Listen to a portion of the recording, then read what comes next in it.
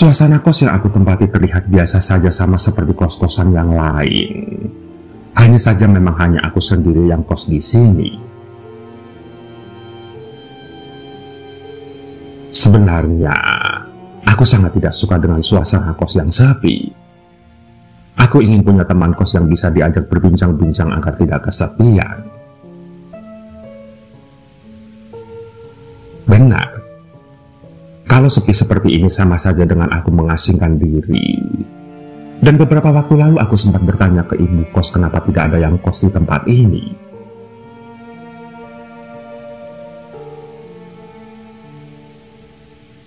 Ini tadinya banyak, Mbak, tapi memang sudah lulus semua.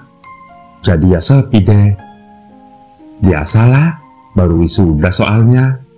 Nanti juga rame lagi. Begitu katanya. Sementara aku hanya bisa tersenyum miris membayangkan hidupku akan terasa benar-benar sepi di tempat ini.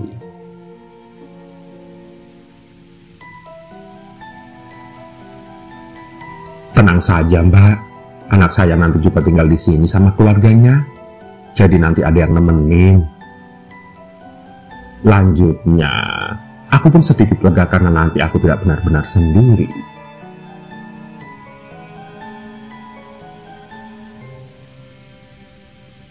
Benar kata ibu kos. Anak dan keluarga anaknya ternyata juga tinggal di kos yang kutempati. Anak ibu kos beserta istri dan kedua anaknya memang cukup meramaikan suasana. Tapi tetap saja aku tidak merasa senang karena tidak ada teman yang enak diajak berbincang.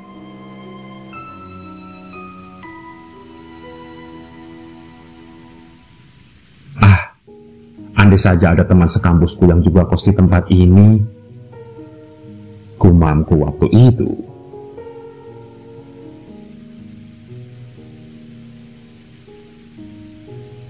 Aku adalah seorang mahasiswi salah satu perguruan tinggi di Jawa Timur. Aku sudah semester 5 dan sebentar lagi akan lulus.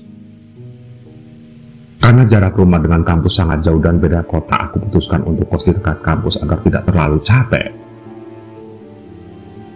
Ini adalah untuk pertama kalinya aku jauh dari orang tua dan selama seminggu harus hidup dengan lingkungan baru dan tentunya teman-teman baru.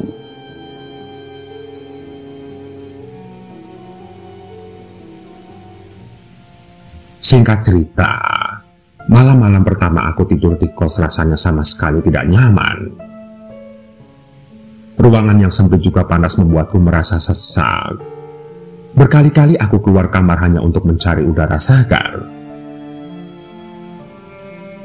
Namun, mungkin ini karena baru pertama kali aku tidur jauh dari orang tuaku. Lantas aku pun mencoba sedikit bersabar dan bertahan sembari berharap esok mungkin ada orang lain yang akan kos di sini juga. Ternyata, doaku dikabulkan oleh Tuhan. Karena saat ospek aku berkenalan dengan seseorang yang sedang mencari kos-kosan.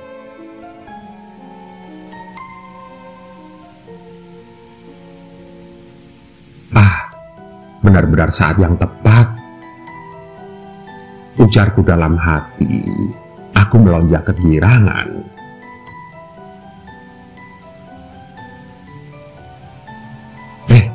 Ngekos bareng aku aja yuk. Ujarku menawarkan kos-kosan yang sebenarnya sama sekali tidak menyenangkan itu.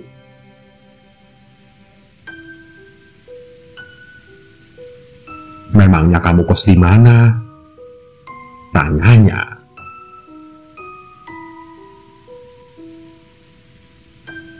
Itu loh, yang di dekat SD.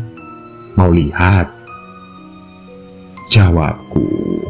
Aku mencoba menawarkan lebih gencar karena dia kelihatannya tertarik. Dan memang, sepertinya dia juga sangat membutuhkan tempat kos.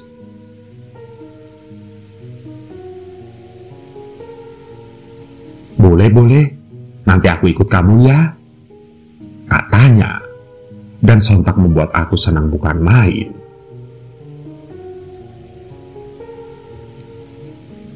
Iya, ujarku.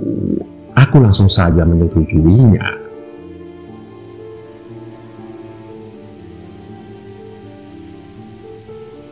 Sepulang ospek aku mengantar temanku itu untuk melihat kos-kosan yang aku tempati. Setelah dibujuk dengan rayuan maut ala ibu-ibu kos, akhirnya temanku memutuskan untuk kos juga. Walaupun sepertinya dengan sedikit terpaksa. Tapi tak apa. Yang penting aku dapat teman kos dan satu kampus juga.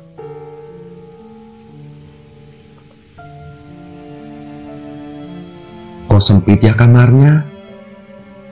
Kata temanku saat baru pertama kali tidur di kosan.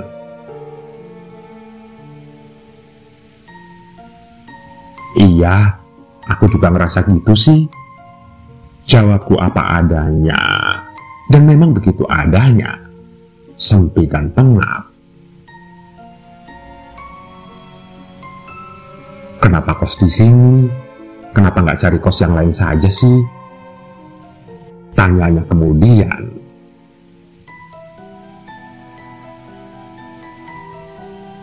Kalau ada sih, aku juga udah pindah dari sini kemarin-kemarin. Kerutuku. Iya, aku memang sudah berusaha mencari kos lain, namun tidak ada yang cocok. Ada yang kamarnya agak luas tapi harganya tidak cocok dengan dompet. Ada yang harganya cocok, tapi tempatnya sangat kotor. Lebih menyedihkan dari tempat kosku yang sekarang. Dan itulah kenapa akhirnya aku putuskan untuk tetap tinggal.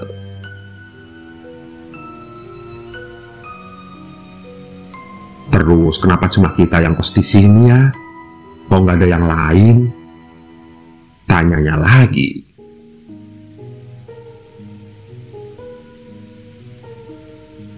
Nah, itu dia yang membuat aku bingung.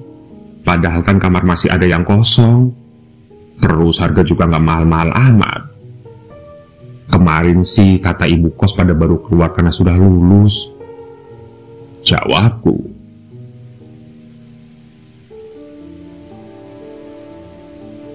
Oh begitu. Tapi kalau cuma kita berdua yang kos di sini jadi sepi ya.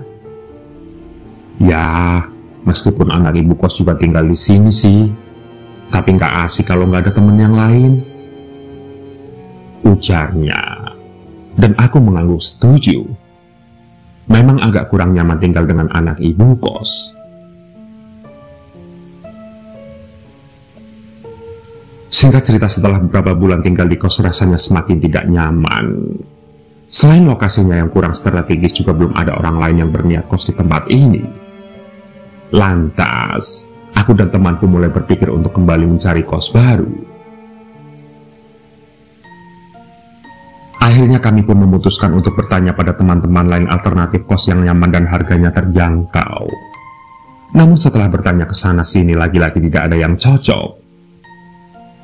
Kami pun hanya bisa menghela napas sabar dan berpikir mungkin ini memang yang harus kami terima.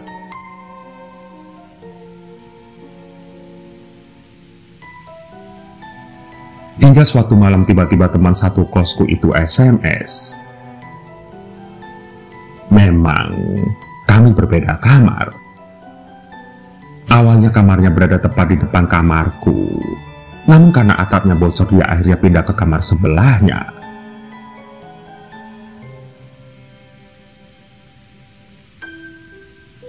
Kamu nyium bau aneh nggak? Begitu bunyi SMS-nya.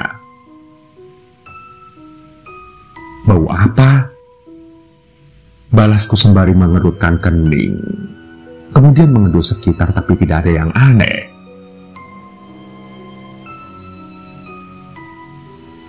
Seperti wangi bunga mawar. Jawabnya lagi.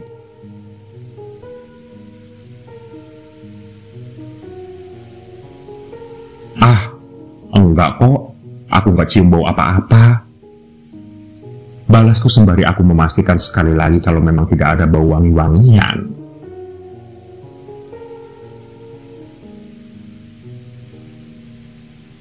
Aku jadi merinding nih. Tiba-tiba dia SMS lagi. Ah, itu paling parfummu kali. Ujarku. Aku mencoba menenangkannya. Parfumku baunya tidak seperti ini. Lagi pula ini wanginya menusuk sekali, Lu. Balasnya lagi.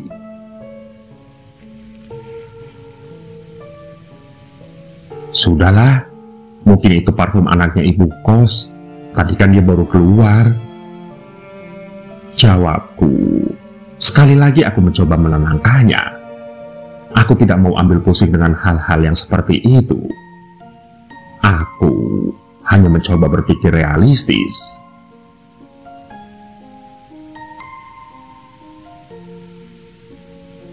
Satu tahun berlalu sudah. Aku dan temanku masih bertahan dalam kos yang menyedihkan itu. Jauh dari kata nyaman. Tapi untungnya aku banyak kegiatan di kampus jadi jarang berada di kos. Namun, temanku yang kasihan, kadang seharian dia hanya mengurung diri di dalam kamar kos yang super sempit itu. Dan walaupun sebenarnya di luar ada TV, tapi kami enggan menyalakannya karena merasa tidak enak. Makanya setiap pulang ke kosannya mengurung diri di kamar, bagaikan katak dalam tempurung. Iya, hidup di dalam kota tapi bagai di tengah hutan.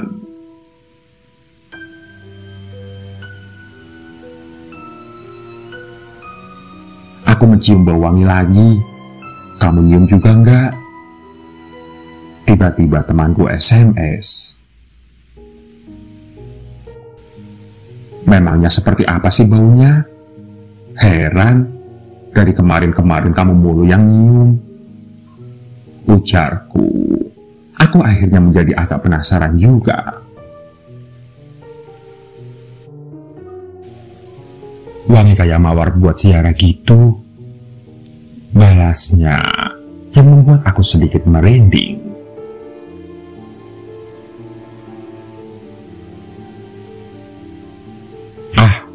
Ada-ada saja.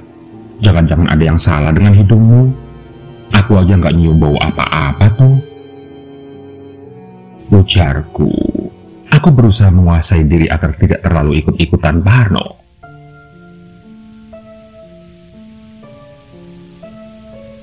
Aku benar-benar tidak percaya dengan apa yang dikatakan temanku itu.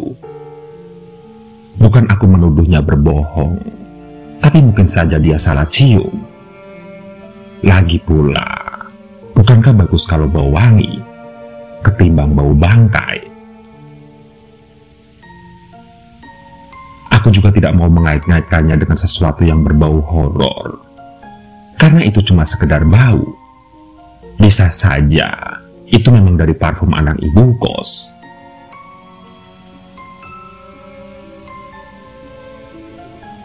Singkat cerita, hari terus berganti hari. Dan aku masih saja bertahan. Sebenarnya kalau disuruh memilih, aku lebih memilih pulang pergi dari rumah ke kampus. Tapi karena biaya yang tidak murah, aku masih harus bersabar berada di kamar yang super sempit itu. Temanku sebenarnya bahkan sudah merengek minta pindah, tapi aku pujuk dia agar tetap tinggal.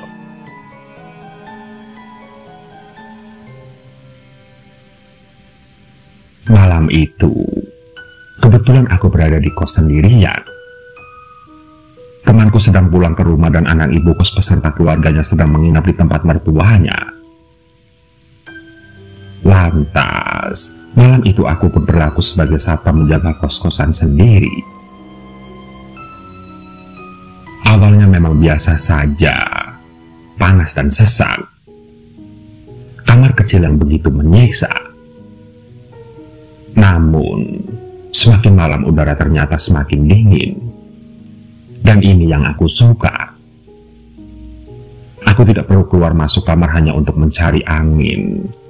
Aku hanya tidur-tiduran di kamar sambil mendengarkan musik. Hingga tiba-tiba saja ada yang aneh. Benar, hidungku kini mulai mencium sesuatu yang lain. Wangi, tapi bukan bau parfum. Dan sepertinya aku pernah mengenal bau itu. Lantas, aku mencoba mengingat-ingat. Dan sedetik kemudian aku pun terkesiap.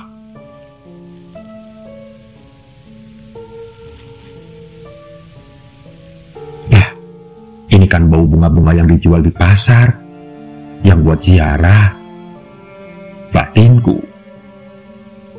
Aku kemudian ingat apa yang dikatakan temanku.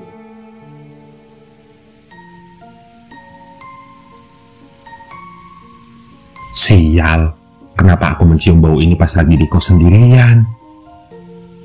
Ujarku dalam hati, sementara bulu kuduku berdiri begitu saja dan aku semakin merapatkan selimutku.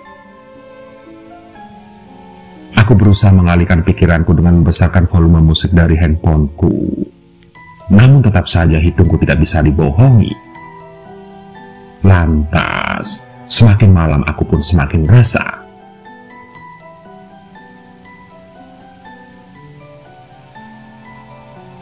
Lebih parah lagi, malam itu aku sendirian. Tidak ada siapa-siapa. Dan walaupun ada ibu kos, tapi dia tinggal di rumah sebelah. Jangankan mau meminta tolong, mau keluar kamar saja aku sudah tidak berani. Aku pun langsung memasang headset dan kutarik selimutku hingga menutup seluruh tubuh dan kupejamkan mata. Hingga lama-lama alunan musik yang mengentak-hentak di telinga itu mampu membuatku tertidur.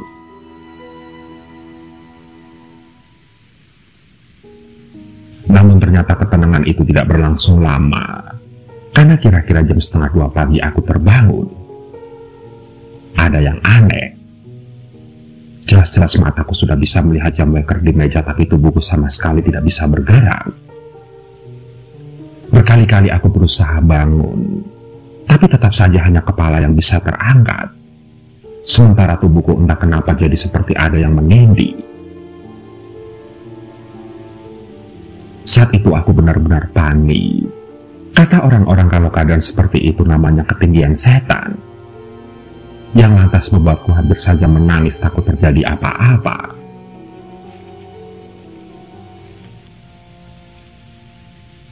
Aku mencoba membaca ayat-ayat Al-Quran sebisaku dengan bibir bergetar. Mungkin ada sekitar 15 menit aku tidak bisa bergerak. Napasku semakin sesak, yang sontak membuat aku semakin panik.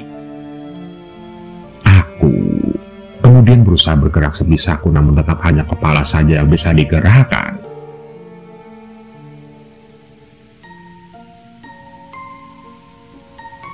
Singkat cerita, setelah 15 menit lebih, perlahan-lahan tubuhku mulai bisa digerakkan. Aku langsung terduduk lemas di lantai dan aku menangis sembari memeluk bantal. Iya, waktu itu aku tidak tidur sama sekali hingga pagi karena takut tidak bisa bangun lagi.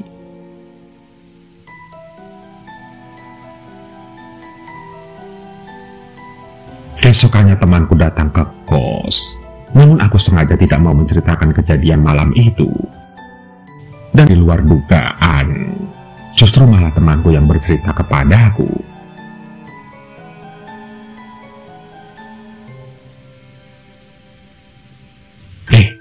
Tahu gak, aku pernah ketindihan lo di kamar, ujarnya.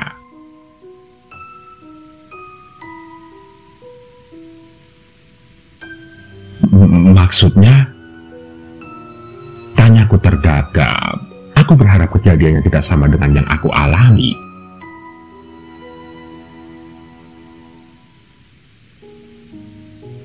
Ya ketindihan, kata orang-orang sih namanya ketindihan setan. Beberapa menit aku sampai tidak bisa bergerak. Makanya aku takut banget kalau tidur di kos sendirian, ujarnya, yang sontak membuatku langsung merinding. Karena kejadiannya memang benar seperti yang ku alami.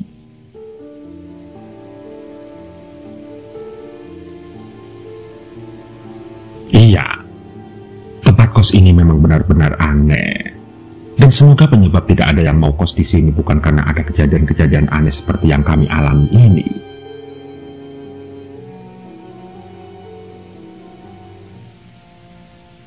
Singkat cerita, beberapa hari kemudian kami memutuskan pindah karena tidak kuat lagi. Dan setelah bertanya kepada teman kampusku yang kebetulan tinggal tidak jauh dari kos lamaku, dia kemudian bercerita bahwa dulu ada mahasiswa kampusku yang meninggal bunuh diri di kosan itu. Dan bisa kalian tebak? Iya, sangat menyukai aroma bunga mawar.